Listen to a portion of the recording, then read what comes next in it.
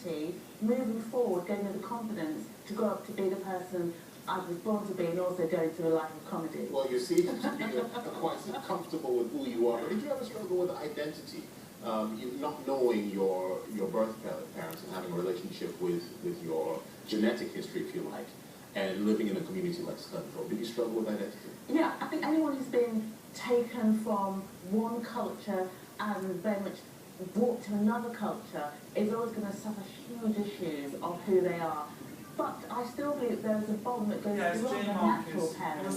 And you can find that bond in people who love you and support you. And that's what's very exciting about the work that I'm doing and forming my company, Adoption Fostering Allstars.com. It is building a community. Because I was, like I said, the only black girl in the village.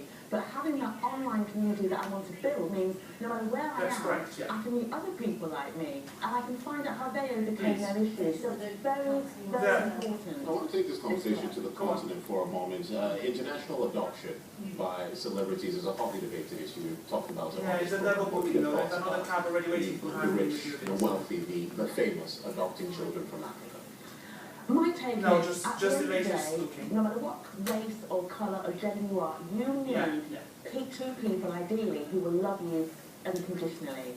Now, in an ideal world, yes, you could maybe pick on the race or the gender or whatever, but you need people who love you. You do not have that luxury in the world at the moment. 91,000 children do not have a mum or a dad. And I think that's why work needs to be done to encourage people, you know, to adopt, to really adopt, because I never looked at my parents and saw white people. I saw people who loved me.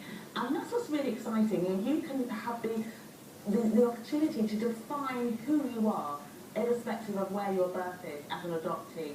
And that's what I think young people need to know, because if you don't have that, you're constantly in a place of confusion. So having that sense of community will help define you in your upbringing. Joe, we only have about 20 seconds left, so we've got to switch to something else.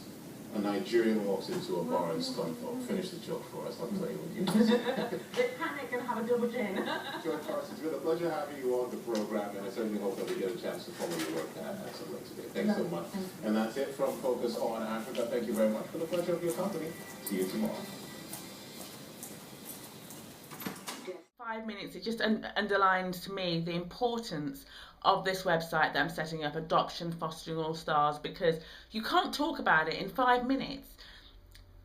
It's so complex, you know. Every single question the presenter asked me, you could actually take half an hour, if not even an hour. Such is the complexity. So I'm really, really excited even more now about doing this project online, because it means that we can start to break down the complexities and the questions that people ask. Like the presenter off camera asked me, why don't I go back to Nigeria and find something, or have some profiling done, to try to find some blood relative? And that's you know, and it's like trying to, well, it's, you know, because I was found, there's nothing for me to find. It's a massive question to ask, and again raising the issues of maybe should you go back, and if you do want to go back, when you go back, and what you're going to find. Will it bring the closure that maybe you seek?